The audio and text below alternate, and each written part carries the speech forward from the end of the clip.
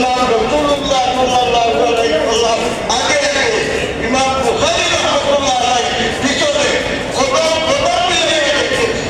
হ্যাঁ, সুবহানাল্লাহ। ইমাম বুখারী হযরতে কেরামী রাহমাতুল্লাহ আলাইহি বয়ান করেন, আমি দেখলাম জনাব রাসূলুল্লাহ সাল্লাল্লাহু আলাইহি ওয়াসাল্লাম আমাকে বলছে, হে কেরামী তুমি কই যাইবা?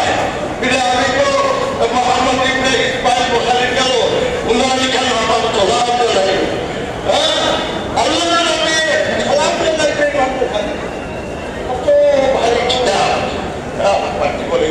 তারপরে আবু তাহের নবী রহমতুল্লাহ আলাইহি উনাকে বলল রাসূলুল্লাহ সাল্লাল্লাহু আলাইহি ওয়াসাল্লাম, হে আবু তাহের তুমি কত চালা তোমরা কোনো লাগবে না। হ্যাঁ, সব সমস্ত কিতাব দেখবে সুন্দর পাবো ইনশাআল্লাহ করে দেবে বাবা লাগবে।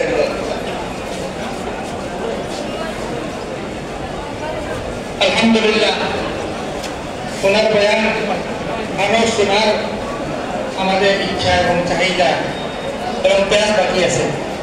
এখন আমাদের সামনে দারুল হাদিস পীরবাজার মাদ্রাসা বানী এবং শেখুল হাদিস হযরত মাওলানা নাসিরউদ্দিন কাসিমি সাহেব বরকাতুহুর আলিয়া উনি আসবেন এবং ওনার মূল্যবান বক্তব্য তুলে ধরবেন ইনশাআল্লাহ। আসামের বহুত বড় আলেম, বড় মাপের আলেম।